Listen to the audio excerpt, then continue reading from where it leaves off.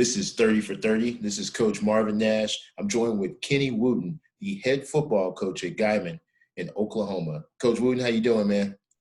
I'm great. And yourself? Doing fantastic, man. Just we're hanging in. We're kind of locked away in the house these days, fighting this quarantine. So this is a great opportunity to connect and really just tell your story, man, because it's pretty interesting.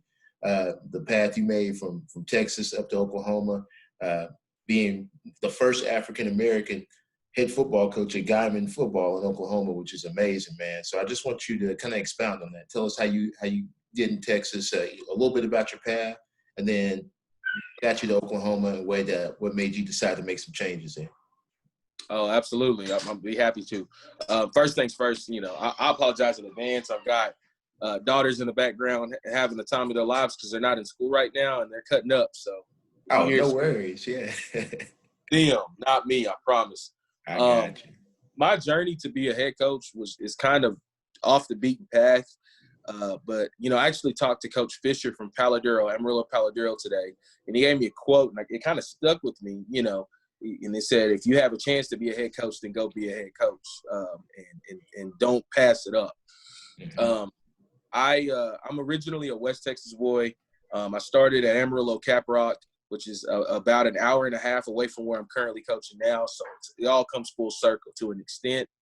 From there, I followed one of my mentors, Seth Parr, to Lubbock Coronado, and coached defensive line those 2 years.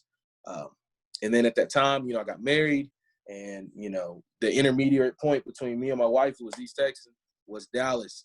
And I reached out to one of my other mentors, Eugene Rogers, and he had a defensive line spot open there. And I started off as freshman football coach, defensive line, assistant D-line coach, and teaching social studies, whatever they had me teaching. And we kind of grew our roots in Fort Worth. And then, the more I came along, the more responsibilities I was given. I remember that first, end of season meeting, your coach tells you what you did great, what you can work on. He told me, he said, what's your aspirations? To be a head coach. And at that moment, no hesitation from him. He said, you have a flash drive. And I always have one on my keychain. And he gave me all of the interview skills, everything that I needed in order to be ready for that opportunity should it present itself. And then he encouraged me forcefully to go to clinics. One of the first clinics I went to was TABSE, the Texas Association of Black School Educators. And that was in February in Houston, and linked up with a lot of great friends, great people at that time. And he just made sure that I was always learning, and I learned different positions within my capacity. And then he made me to handle all of the logistics for the program, from handling bus schedules to all the little stuff that nobody really thinks about as a coach, all the dirty work, if you will. And that's what I handled year 2. At that point, he decided to move on to Denton High, and that gave me the opportunity at that point to go to West Mesquite. Again, through TABSE, met Corey Jordan, and me and him talked a lot, and he made me come over and be a run game coordinator defensively and D-line coach, and, was there for a year. At that point in time, I had an opportunity. I was, to go to Dallas Carter, and it was more or less my mentor again, Eugene Rogers and Terrence Lewis at the time, who really reached out to Patrick Williams and said, hey, hire this man. He's done good work, and, he knows his stuff. And I think from those years that I took at North Crowley and at West Mesquite, it allowed me to kind of come with my own defense that was individual and the things I wanted and needed to make it work for me. Carter, it did relatively well. I just got the last corner signed today by OPSU, the last senior. Awesome. The entire defensive unit who were seniors, they're off. They've signed LOIs to go play college ball somewhere. We underachieved. I know we went 6-4, but we underachieved in my mind because we had one of the most talented groups in the state at that time. We averaged defensively 13 points a game, 150 yards total. That's including ground and air. I had kids who, and the big stigma behind Dallas ISD kids is that they don't learn, and you have to keep a very simple system for them. That's not the fact. Those kids came in. I came in March. They were ready to learn. We put in base stuff, but the more they said, Coach, we want to learn more, the more I would give them. And by the time August hit against Houston Yates, I had the entire defense in, and there was no need to reteach, and anything that, you know, I was willing to teach them, they did, and were very coachable. You know, in November, you know, again, good friends reached out to me, said, hey, you know, this job, Guymon, is open. And at first I said no. My wife said no. But, you know, looking more at it and the opportunity that was there to kind of get closer to home, if you will, but at the same opportunity, a chance to kind of fulfill my goal was to be a head coach. And, you know, interviewed a few times in December, and again, taking the same information I learned from my mentors. And here we are, you know, January, they confirmed my hire, January 27th. And I was in it. I was booking it, you know, hiring coaches, got my coordinators in place. Just now hired my last assistant coach, so my staff is full. And, you know, of course, the pandemic happens, which allows a really rare opportunity for us to see how self-motivated, intrinsically motivated our kids are. So that's my journey. I mean, it's kind of peculiar because a lot of people are like, well, you could have found a job in Texas. There was a quote that Gus Malzahn said from Auburn. He said, it is easier to get a college football job than it is easier to be a Texas high school football coach. And he was absolutely right. The amount of luck, support, and people in your corner has to be very high in order for that to happen. And I think anybody that's been in a leadership position can attest to that. Oklahoma's a little different. They saw Dallas Carter and obviously the success that came with our team this last year, and they took a chance. I'm excited they did. You know, we're excited to get in whenever we can get in and make that program work because they're due for that success. And we have the building blocks there. We just need, you know, a season. So hopefully we're waiting for this to pass. I got you, man. But you brought some things in my mind as you were just speaking here. One of them is that you were not afraid to make a move. I read this quote, or actually I didn't read it. I heard it.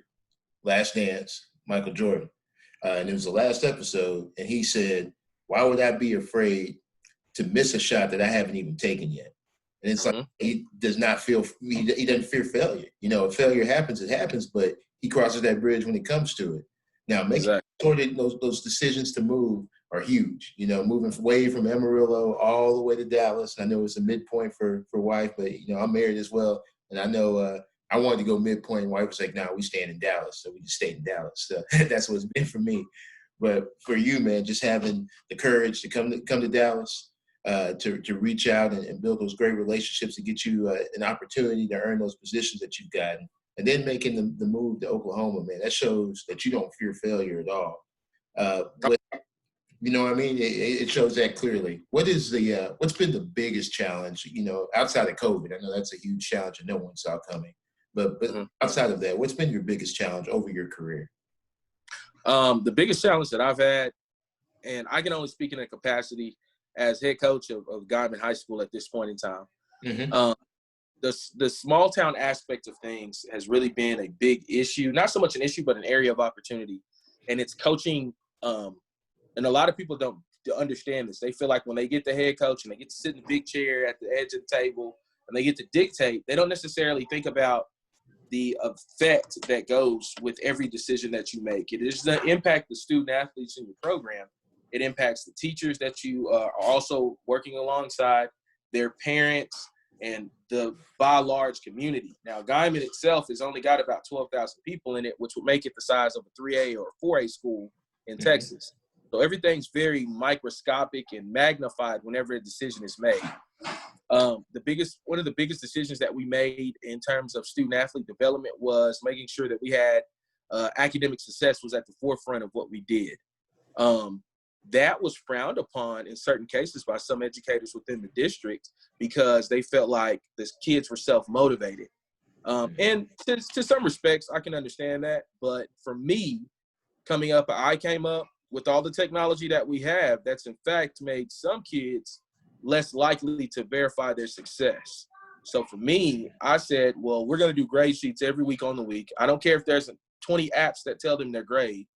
I need your communication to let me know how your student is doing for me because it impacts both of us. And as coaches, we know the importance of athletics in every school, and the success and or failure of that school goes with the biggest program. So for me, getting those teachers bought in to say, hey, this is the way we're going to do things, and I don't fold on it. That might have came off as abrasive to some, but if I wanted to make everybody happy, I would be an ice cream man, but I'm not. So that's my goal, is to make sure that we're changing the culture, which in some cases, looking at the record, and I won't put it on here, it's reflective of a culture that's stagnant. And for me to push things forward, I have to make those uncomfortable decisions immediately, so that way it's easier for the kids to adjust. Morning weight, same thing. They weren't used to getting up early and sacrificing their time to get better. It's a non-negotiable for me, because for every program I've been in, we've lifted in the morning before school. And, if we're using Texas as a measuring stick to Oklahoma, it's not so much that the amenities, the stadiums, which they feel like is a big barrier between success, because the stadiums in Oklahoma aren't bad. I don't know if you've seen Tulsa Union or any of the, or even UCO where they have the state championship. Mm-hmm. They're pretty doggone nice. Mm-hmm. What I'm saying is the effort and the amount of care and discipline that is in every program in the state of Texas is what I'm trying to bring to Guymon. And those little things that make people uncomfortable, it's not just the students, it's the greater community. Well, I don't know if I can get my kid up that early. Okay, where do you stay at? Where can I pick them up on the way there? Yeah. There's always a solution. We just fail to realize it because we don't want to make that tough choice. Mm-hmm. So it's coaching adults more so than coaching the kids. Kids are malleable. They'll change. Mm-hmm. You put them through. They'll be willing to stay up. They'll be willing to come in early. They'll be willing to do that extra, but you got to make it important to them. Now to the students, adults, teachers who are set in their ways, that's where the problem arises in most cases. But for me, it's exciting because once they saw the behaviors change from me holding them accountable for everything, then they were a little bit more bought in, because they know, I mean business when it comes to this. It's important to me. So it's got to be important to them as well. No doubt, Coach. You hit on some great points right there, man.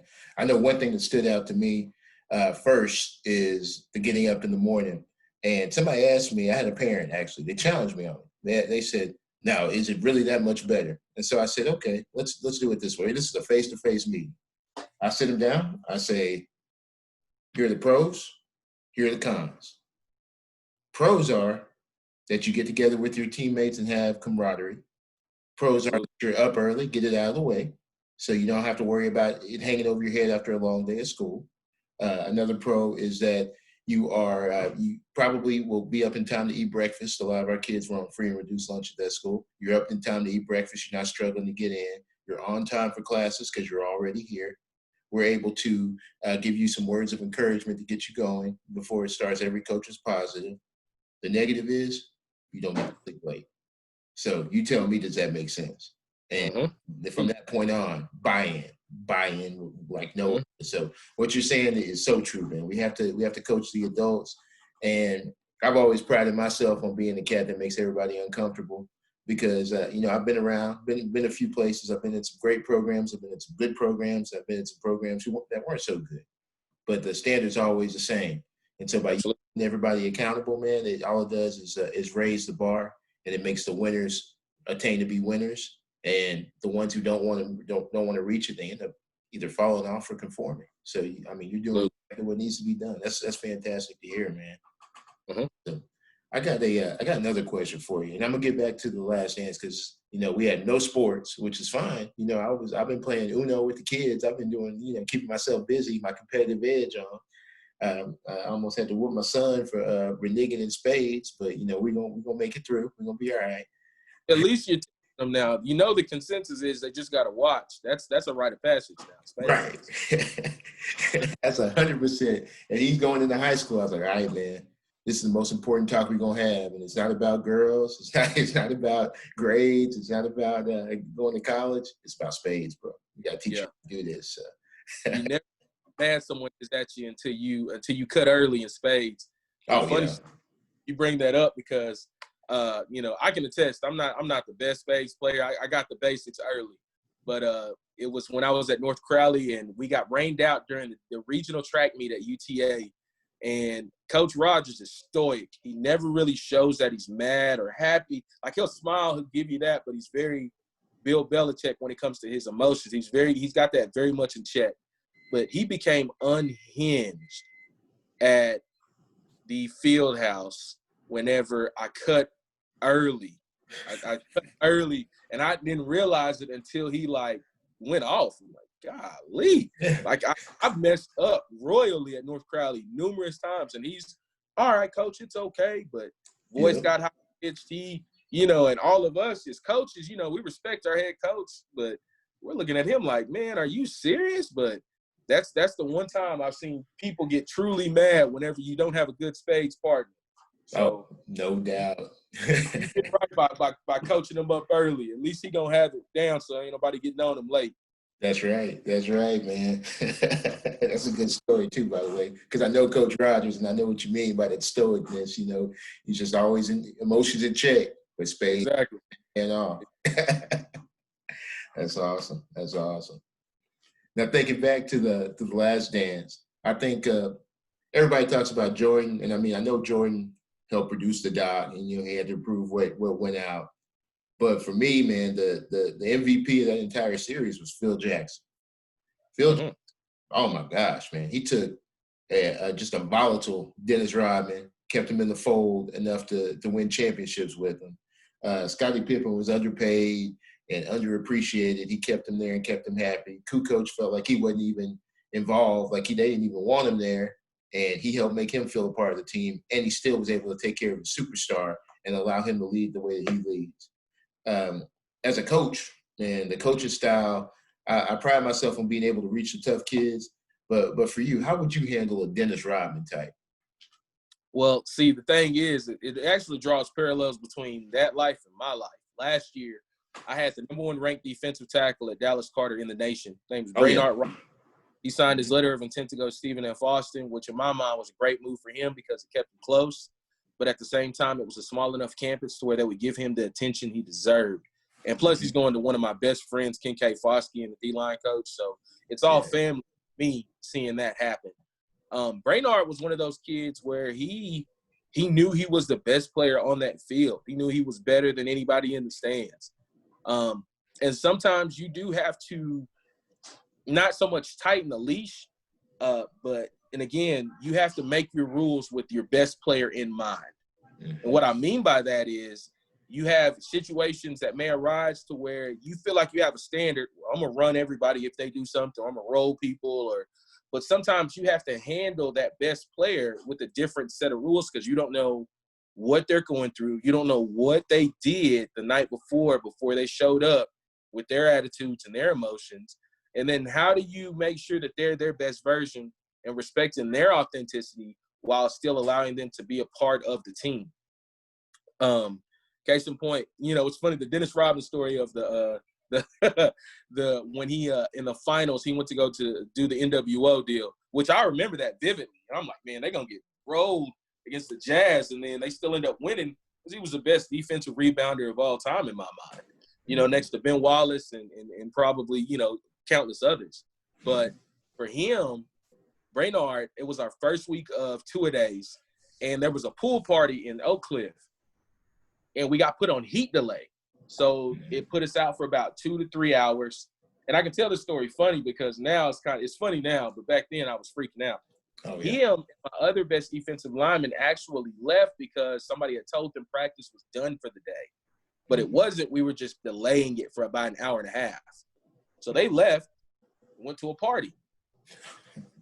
So I instantly started freaking out, and I call his mom. I'm like, look, I don't know where he's at. If you see him, tell him come back. We got practice. I don't know if y'all know anything about where that school is located at, but that's probably one of the most violent areas in all of the Metroplex.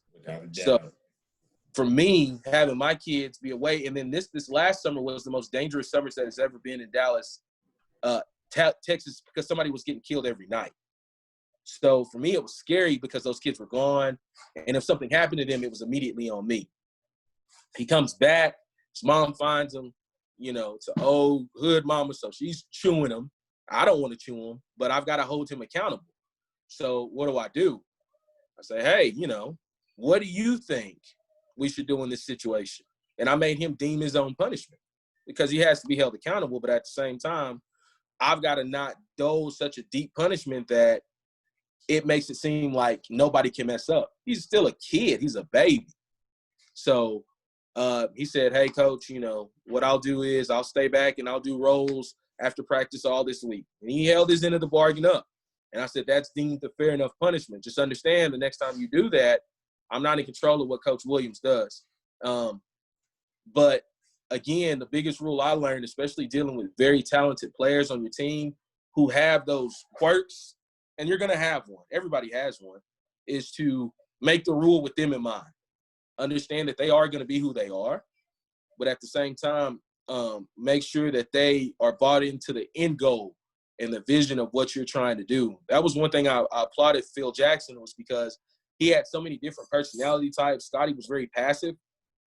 He found his times to be real aggressive, but there are many times when Scotty shut it down. And as a coach, you have to be willing to accept that. Many a times, I had an outside linebacker who he would cry like in the middle of games if something went going his way. Still got to coach. The monkey doesn't stop the show. So managing the personalities, but also getting all of them to kind of see it the way you see it and being human is a big key to that. Phil Jackson, he would talk to them in all honesty about stuff, and you would see it in the documentary. He really didn't hold punches, but he always kept his cool, and he was very personable with them. I think if more coaches would stop having that mindset of I'm the coach, you got to listen to me, and quit hiding behind their title, they would get more buy-in from their players. There's nothing wrong with being vulnerable with your players, because then they'll respect you more, because all they see us as authoritarian figures. My kids, I haven't been around Carter in like 5 months, and my kids still reach out to me, even though they've hired, an entirely, new staff at the admin level. But that comes from me building a relationship with them, letting them know that I'm human, that my family's here, that I work to fill their needs as well as my family needs, bringing my family around them. That personability is what made the Bulls so successful. I don't think Phil Jackson could be who's the coach from the Bulls that was grinding their players into the dirt? Oh, yeah. Right before Doug Collins. No. Just talk about the one that got Thibodeau. Yeah. Thibodeau would never be able to work with those guys. Popovich is the exact same way. If we're talking great coaches, Popovich, he had his system, he had his players, but he knew how to deal with that certain type of personality. Tim Duncan dresses like he's in 1994 and 2020. Yeah. He was able to deal with that personality, And European players, and they play a completely different side of ball. A coach who's willing to be honest, flexible, and and likable. You got to get the kids to like you somehow. Absolutely, man. Hey, and you mentioned that. I'm thinking of like Steve Kerr. I'm not a Warriors fan, but how do you get all that talent to stay together? And there's only one basketball, so how do you get people not so selfish and to play their role without that kind of tutelage? He was under Phil Jackson, he was under Popovich, and now as a coach, he's doing those things, man. He's making that happen. Yeah, that's a perfect correlation right there. It is. Carry. Yeah, it does. I agree 100%, man. You and I are a lot alike in that we're relationship coaches. We're one of those people who we want to show the human side of who we are. I'm pretty much transparent all the time, man. I'm the same guy on the podcast, on the field, at church. I'm the same person wherever I'm at, and kids respect that, man. They respect the authenticity more than anything else, man. So if you are who you say you are, you show up every day and do what you're supposed to do every day, they're like, okay, maybe I'm supposed to show up and do what I'm supposed to do every day. Exactly. And I think they take a little bit more weight in your words when you're not trying to just coach all the time. And I think that's been probably my biggest asset. Every summer during the summer, and this year's been a little different because we're a little bit further away from Guymon. We haven't moved all the way in yet. But generally, wherever I'm at, I generally barbecue and have the kids over to swim by position, especially because I want them to know each of your groups matter, and I want you to build that camaraderie within each other. But, my wife has been detrimental in that because she's been almost like a mom, and sometimes it takes that nurturing, coddling touch that I might not have with them sometimes. And she'll go to practices and she'll hug the players after games because, it takes that team effort my son Britton, he's always around, and he sees them all as big brothers. So it's like that might not be something they see at home. That interaction between a family and how you're supposed to treat each other, that they might not see at home. So the relationship piece is important, but for some coaches, it isn't like that. Some coaches lack the personality skill, that trait, to be vulnerable and open with their kids like that. And I respect them for that, because you have to be who you are. But at the same time, with our kids nowadays, with the kids that we are coaching and servicing, they are growing up in a generation of a tablet raising them. They're growing up in a generation where their parents work odd hours of the night, and their grandparents or their refrigerator parents, and the only time they care about them is when they do something successful. And they're afraid to make mistakes. They have shame, and they don't know how to deal with shame. So for me, it's been teaching my kids throughout my entire tenure as a coach, and even as a head coach, that you are still okay even if you fail. You are just fine. It is not the end of the world.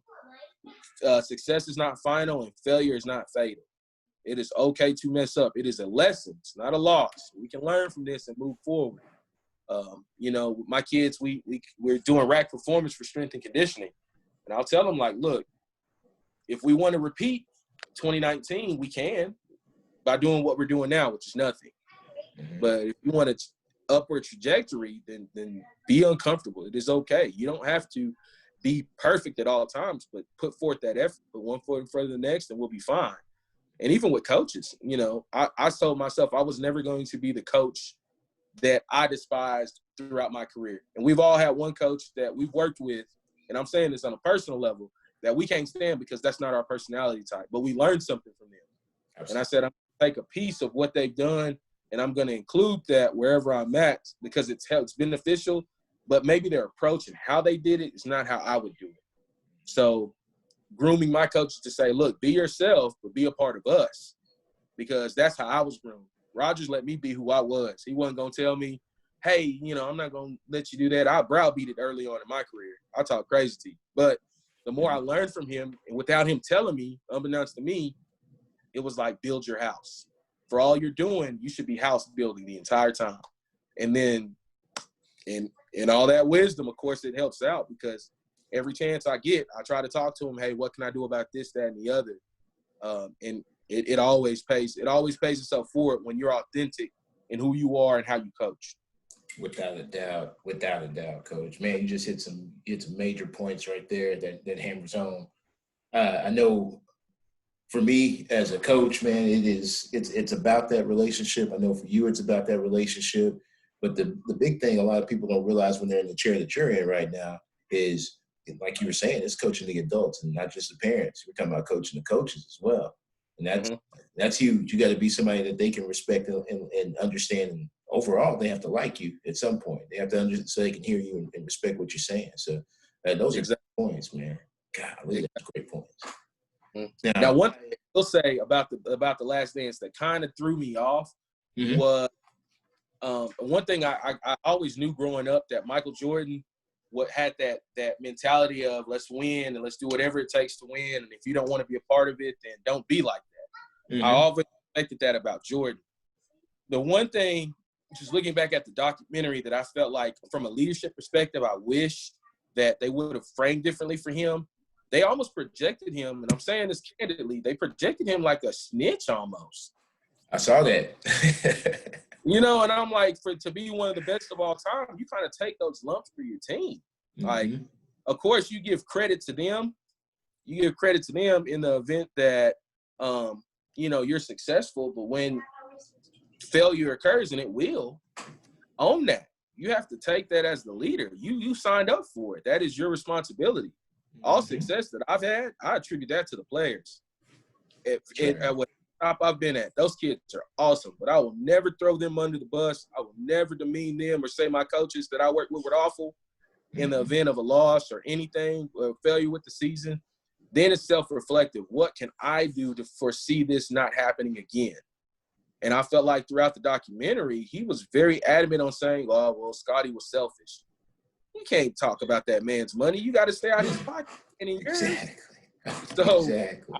like that was I don't know if that was out of spite, but I think in today's league with today's players, I think I don't know if you can talk about any shooting for or small forward like that right now. Scotty's not passive, but there's not one in the league that's like that. Yeah, I think Kawhi Leonard, even in his quietness, would say something crazy about him and probably check him early often. Oh, no doubt.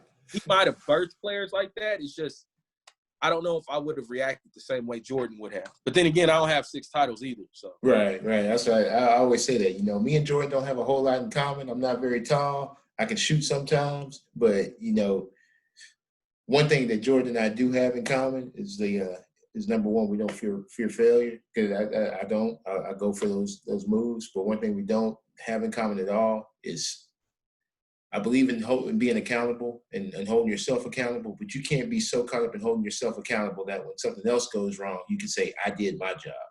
Because that's my pet peeve with even with some of our kids these days, man. Well, we lost by 21. Well, I did my job. No, the job was to win, and we didn't do it. So nobody did their job. That was probably the biggest area of opportunity I felt like I could have had with my guys, because it was about, I got stats. And, you know, I would pull that up, and, you know, I'm drawing from my experience as a college coach at WT. Nobody cares about stats if you lose. Nobody cares about that tackle you made chasing down a running back for 20 yards. Nobody cares about that. Not at all. For me, it was like, well, how many positive plays? And my grading was based upon that. If you made a mediocre play, you were just on the field, and you didn't mess up, you got a 0. And if you did something that detrimentally messed up the trajectory of that play, then you got a -1 for that play.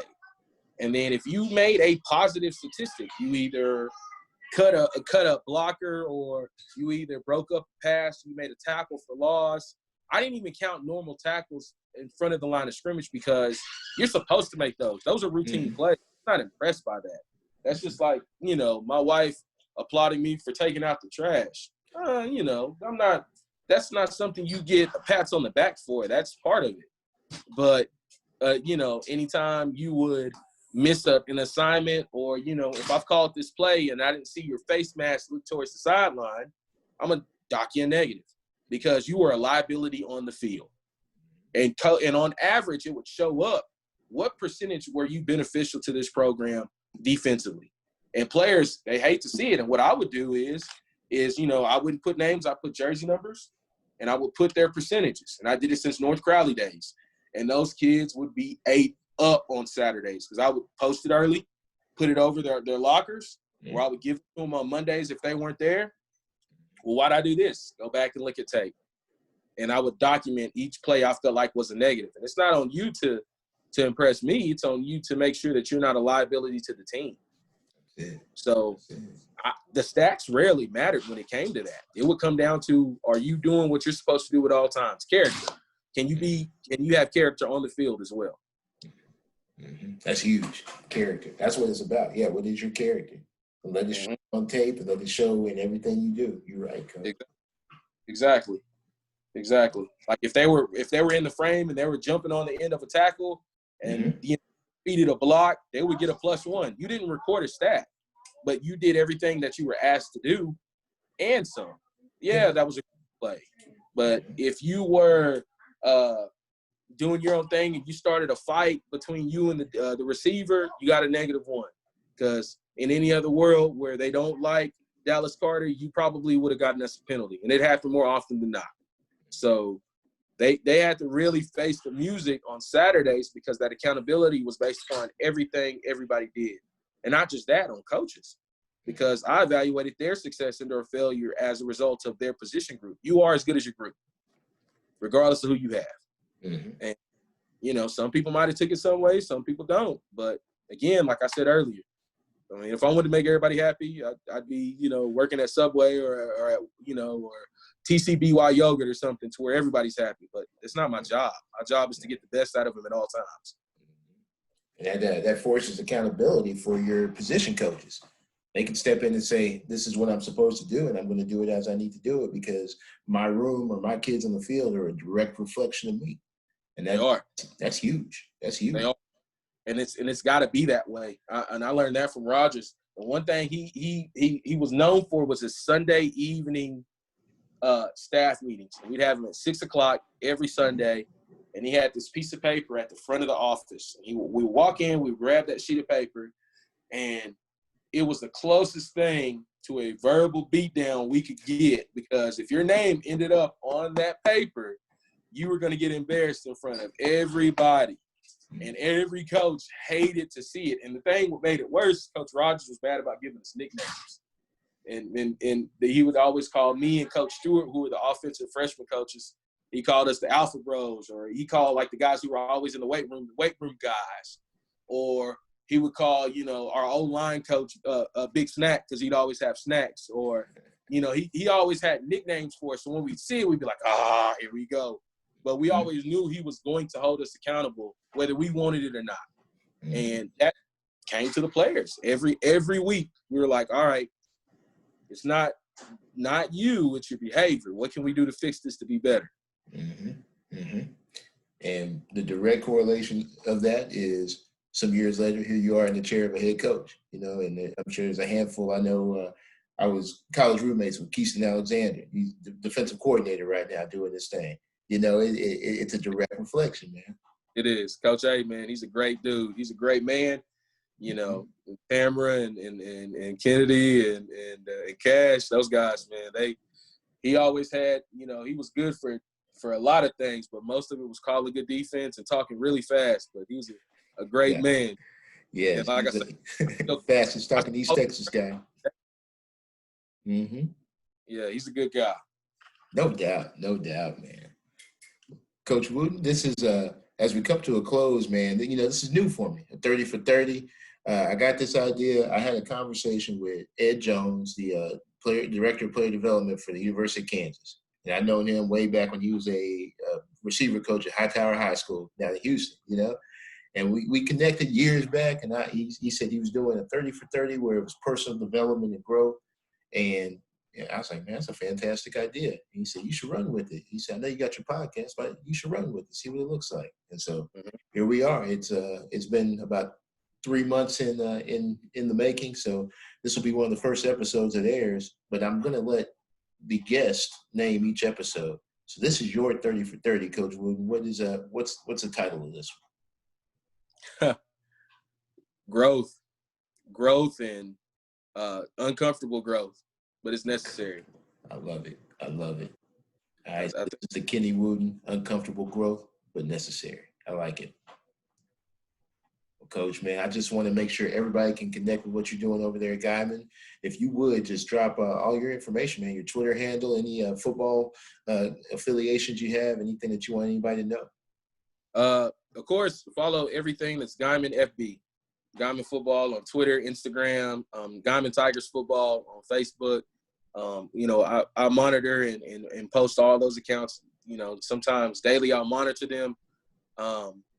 Also, just follow my entire staff, because we're trying to grow a brand of coaches who are willing to learn and network with other coaches. That's how I was brought up, so I expect to do the same. And of course, Coach Wood _06 on Twitter. I'm actively on there, and if I'm not talking about the 4 F's, faith, family, friends, and football, that's pretty much what I'm about. I'm about as authentic as I can be. If I fellowship with anybody, it'll be with people who are in the same lane as me, which is trying to, be a better version of ourselves within a daily basis. But I always look out to look out for coaches who have done the same thing for me. I talked to a coach from Arkansas probably a couple weeks ago, and he was wondering, the same thing. Without hesitation, hey, what's your email? I'm going to send you my portfolio. I'm going to send you, interview questions, because that's exactly how the game was given to me. And I think in order for us to grow as a profession, and especially as African-American coaches, we have to understand and learn the definition of altruism. And altruism is doing something for someone else without any kind of personal gain or acknowledgement. And I think without altruism, most African-American head coaches aren't where they are today. I know I'm not. I know Rogers had no reason to help me. I know Corey Jordan had no reason to help me. Even some of my great friends, Joseph Sam, Patrick Williams, Tony Newsome. I could keep going on and on and on with great coaches who have given me something along the way and did not ask for anything in return.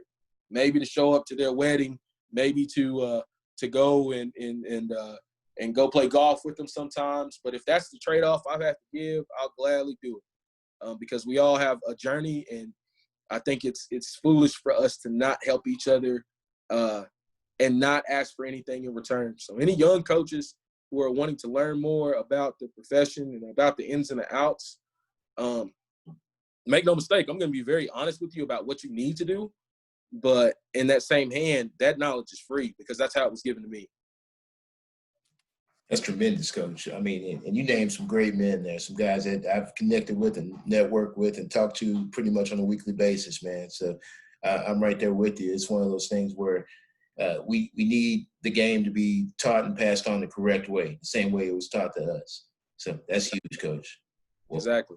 I appreciate everything, man, and I wish the best of luck to you. I know as soon as we get out of this quarantine, you're going to get back to work. Everybody's going to be ready to go.